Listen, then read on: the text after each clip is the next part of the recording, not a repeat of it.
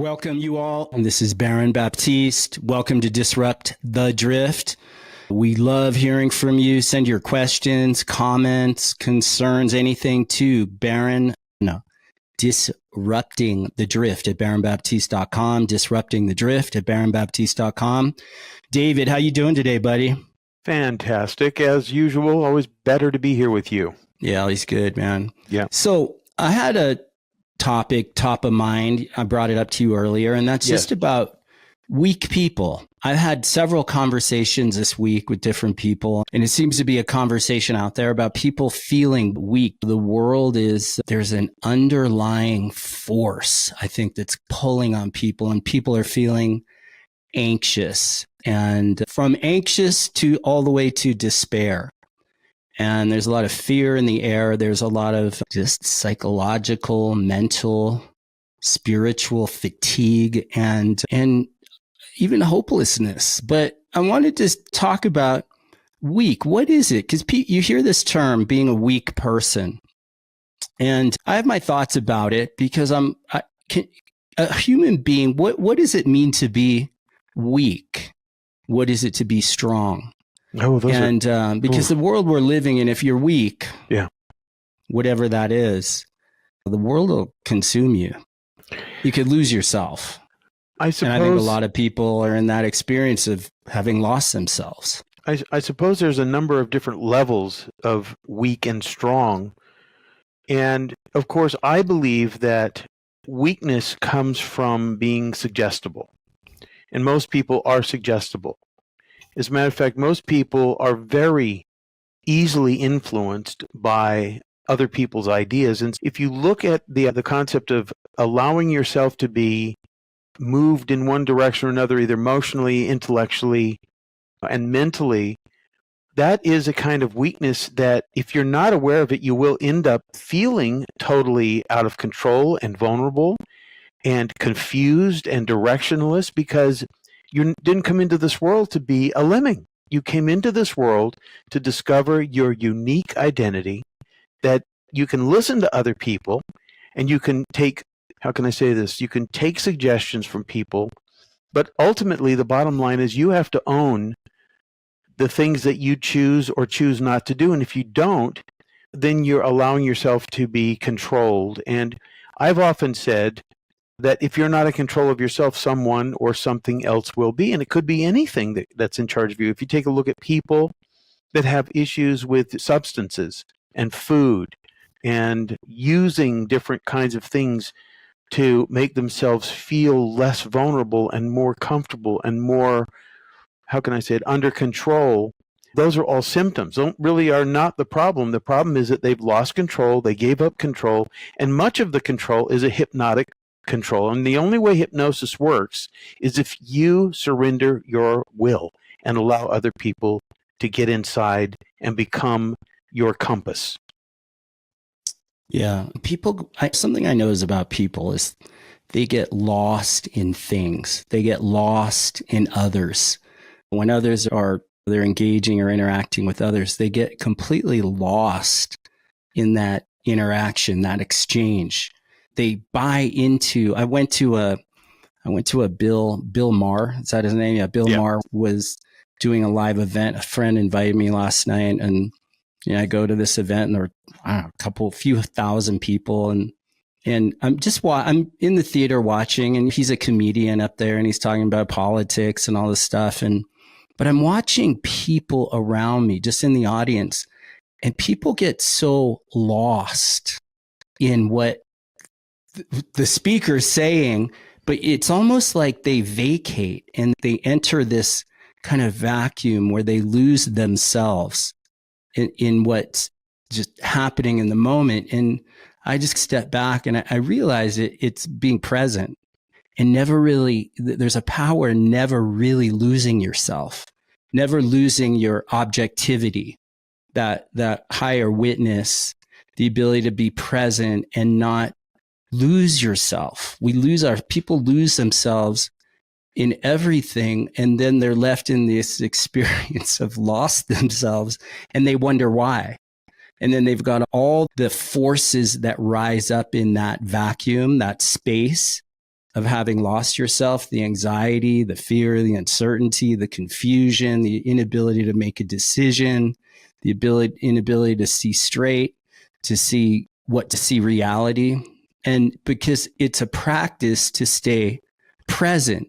But I also want to distinguish weakness from humility, because often people think humility is weak. But to me, when you give up all of your opinions and you give up your points of view and your attachments to certain things, you start getting more present to yourself. And there's a humility in that where you can engage and you're really there listening. You're present to what's happening, but you're not losing yourself in it all. But humility as a point of strength and a humility to something greater than yourself. I don't know if it's a mantra, but it's like conscience, being led by conscience, like creator, God, conscience, and then the environment from around me, from God, creator, conscience, to whatever I'm engaging with in life. If I'm producing something or in the process of engaging with another, a person or a thing, or I'm not losing myself. I'm still connected to something within myself, something higher. And the flow is from above to me, flowing outward, rather than life flowing from the outside in and being lost in it all. You lose yourself in it all. Marcus Aurelius said this about strength. You have power over your mind, not outside events. Realize this and you will find strength. So again, if you're the effect of some cause on the outside, that is an indication of some weakness. In other words, allowing influences to lead you. And so what are we talking about? First of all, strength, I believe, begins when you acknowledge your weakness. Most people don't like looking at their weaknesses. And most people don't like looking at their vices. They like believing that it's their own idea. When somebody becomes absorbed in something, it's really interesting. You mentioned that you went to see Bill Maher, and those couple thousand people that were in the audience, those are people who are like followers. They want and they rely upon other people to validate them in whatever positions that they've taken. Bill Maher is a very kind of, I don't know, he's a horrifying person in a way, because without getting into him, yeah, there's a principle. Before you can get into him if you want to, but there's a principle there, right? Because it's everywhere. Whether it's a speaker up on the stage or a guru or a leader or an influencer. When I was younger, I would go from guru to guru and teacher to teacher. Right. I was looking for something outside of myself and something that I thought, oh, if someone has something that I don't have. But at a certain point, and whether that's a comedian or a Bill Maher type, but it could be anyone. And if you're looking to others to find something in yourself, you'll never find it. Self-help, personal development. There's some nice tools in those practices or modalities. Sure.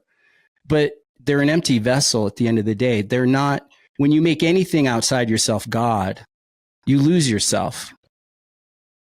Because really, there's God within and above, but it's within, it's not out there. I was going to say only about Bill Maher is that he's honest about his dishonesty.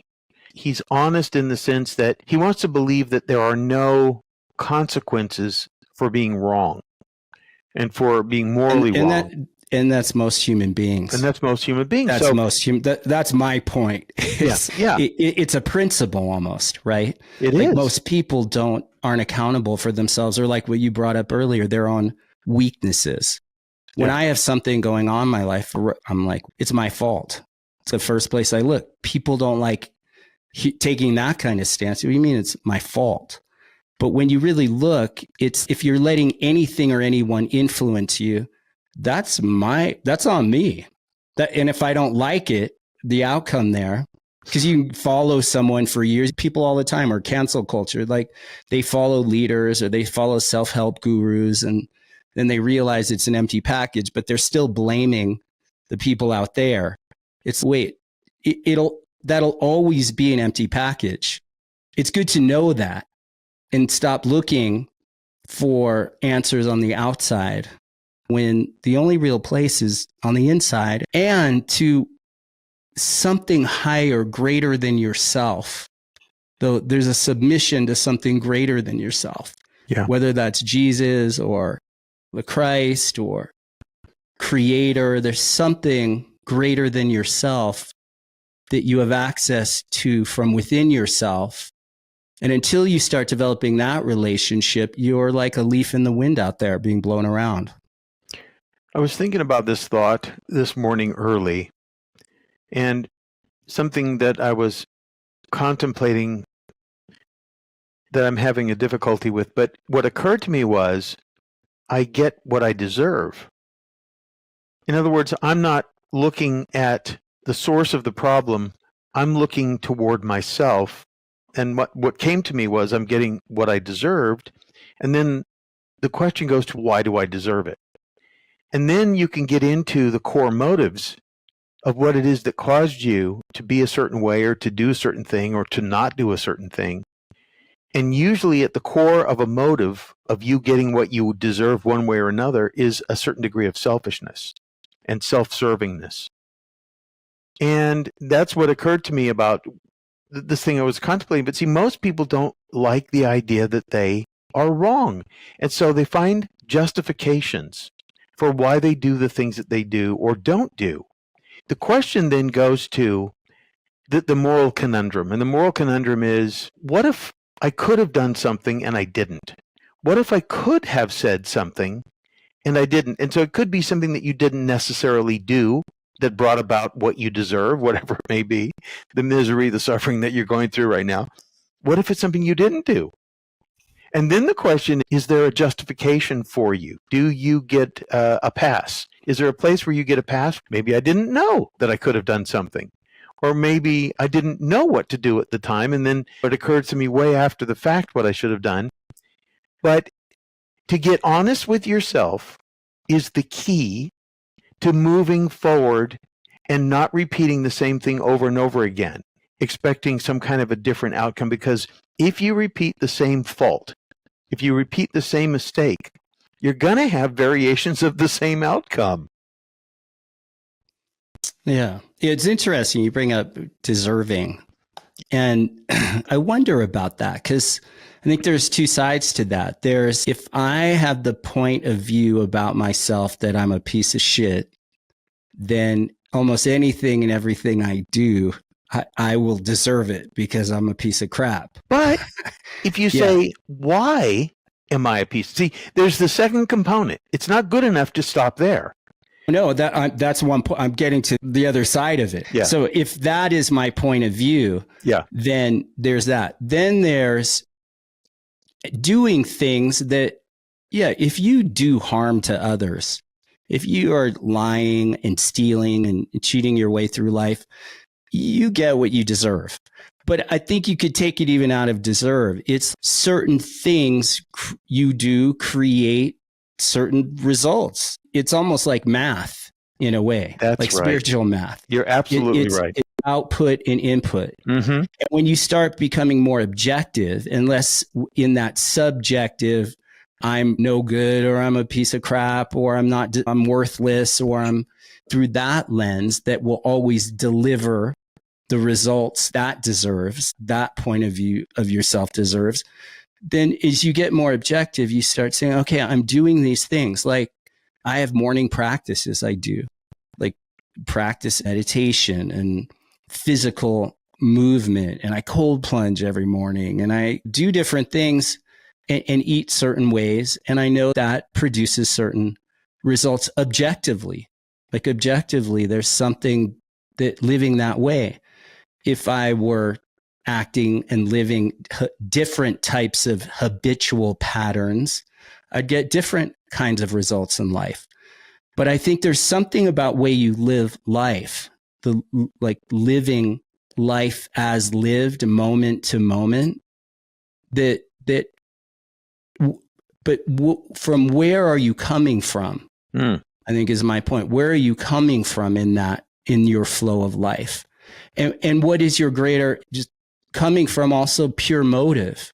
Are you really there in life, not only living for self, but also in a way that contributes or enhances the environment around you and others around you? And you were talking earlier before we jumped on here about, you didn't use the word legacy, but it's like, what am I leaving behind in my life? How did I affect the world? How do you affect the world? Yeah. Because we do affect the world. And I think that has in the kind of yoga thinking that they'd call that karma or something.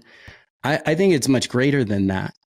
I think it's actually living from higher purpose and to become who you were born to be, as you brought up.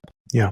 When you're living in that kind of alignment to your North Star, there's a different kind of outcome in life and a different kind of sense of self that I would call strength.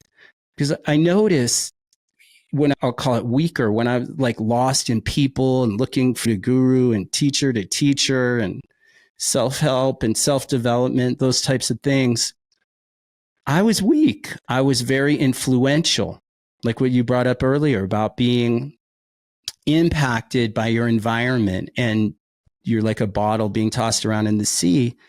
But when you start living for truth and in truth and telling the truth and lining up to your Northern Star, what to be and as right and to do what's right moment to moment, is this given by your heart or your conscience, you start your life doesn't impact you in the same way as life impacts you, but you start having less concern about what people think about you.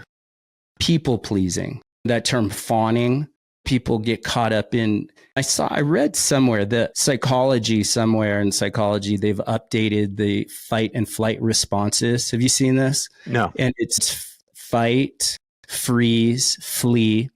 And they've added a fourth, which is now fawning.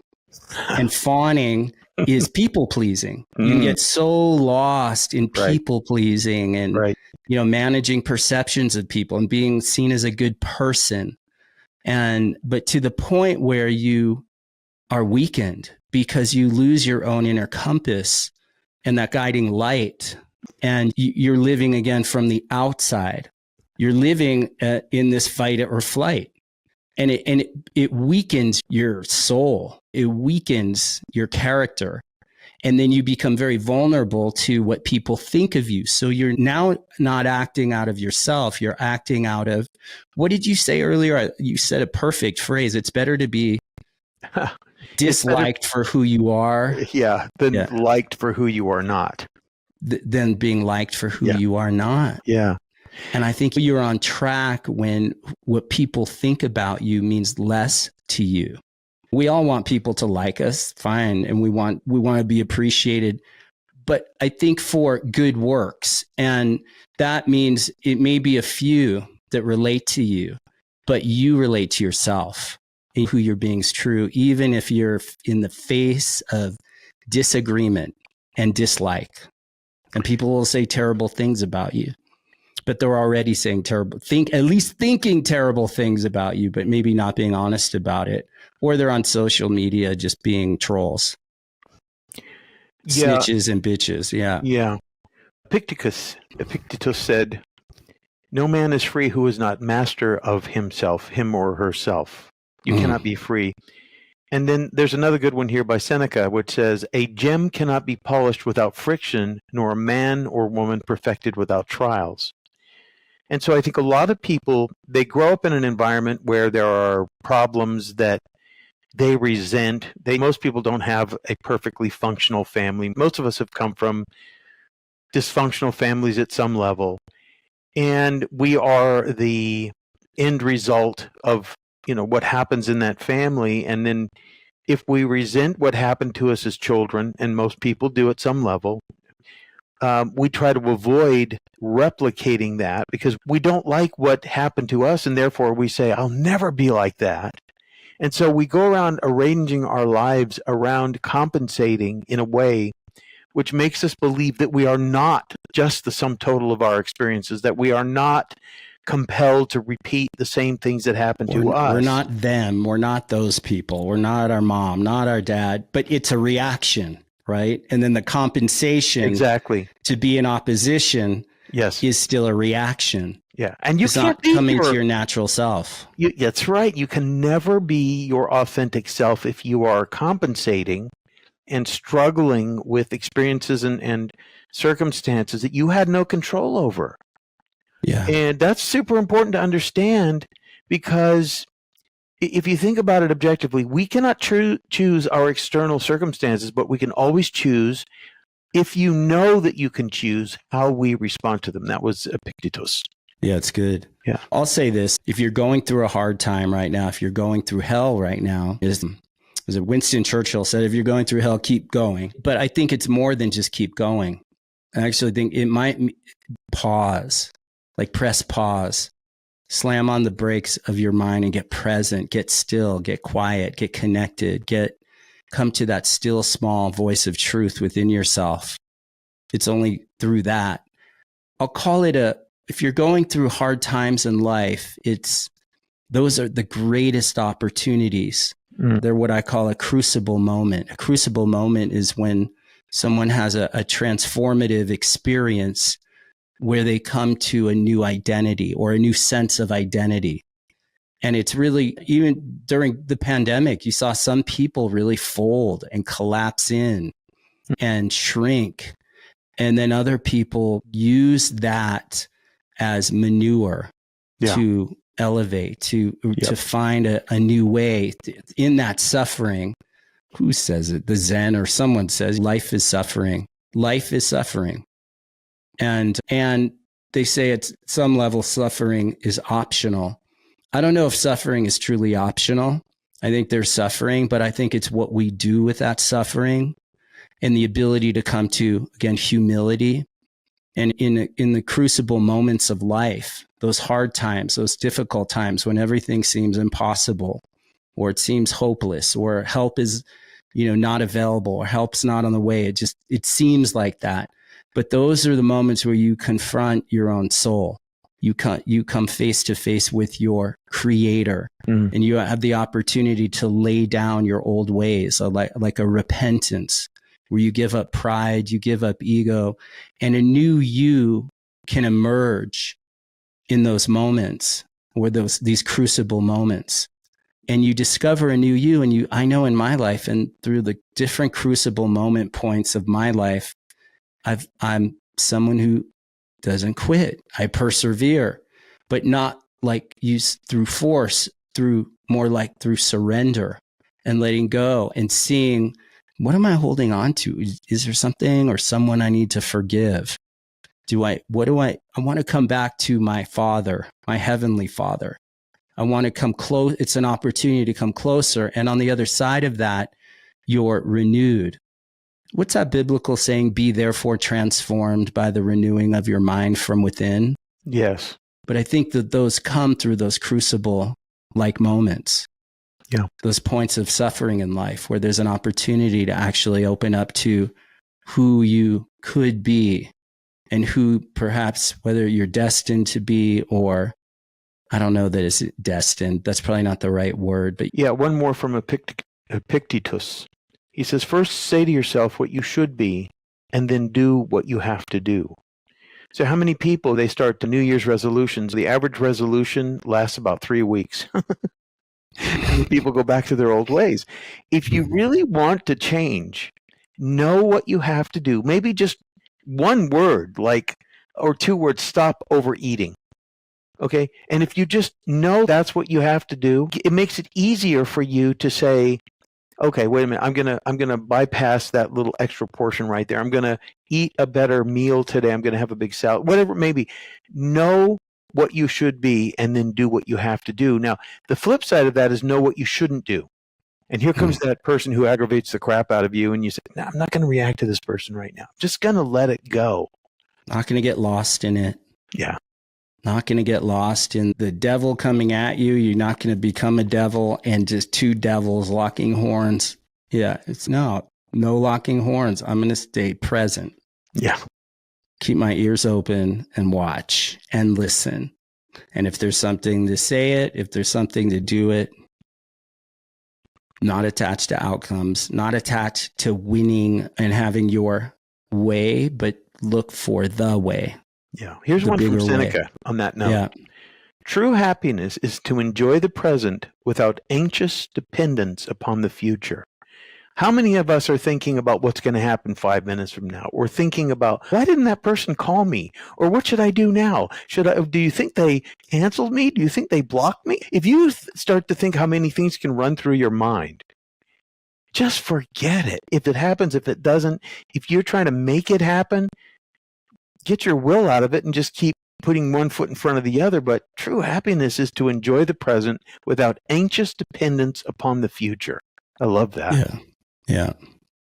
Yeah. Present. And it's more than just being present. I used to do Buddha meditations and yoga meditations, and the whole thrust there is to get present. But I realized at a certain point, that's not enough. It's to get present to a presence, a greater presence, a presence greater than yourself, but it's a protective kind of presence. It's a presence that has light in it. It has energy. It's got vitality. It's of life force, different than just getting present as your own God, your own captain of the universe, which I think a lot of self-help, personal development stuff it's very secular in that way. It's godless. So it brings you to a point, but then it's an empty package. Doesn't deliver.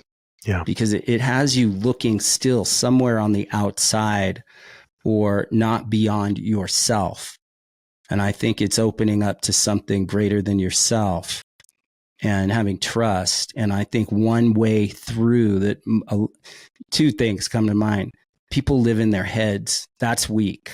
That will keep you weak. Keeping up in your head, and then is torture and suffering living in your head, and you feel weak, and then you start self-medicating, drinking, smoking, sexing, checking out, whatever you do to numb yourself, self-anesthetize, but it leaves you weaker. And so can you walk through the fire and stay awake and realize something greater is present if you wake up to that presence? Yeah. And that's a power, that's a force, that's a protection, nothing else on this earth. Yeah. All right. I think this is a good place to wrap. Yeah. Thank you all. Appreciate you. We drop these episodes on YouTube twice a week, usually Tuesdays and Thursdays, and at Disrupt the Drift on YouTube. Also on all the podcast platforms, Apple, Disrupt the Drift on those, and be a part of the community. Leave comments. If you're watching on YouTube, leave comments. If you're listening, leave a 5-star review. We appreciate you. And until next time, peace be with you. Stay bold, stay blessed, and stay true.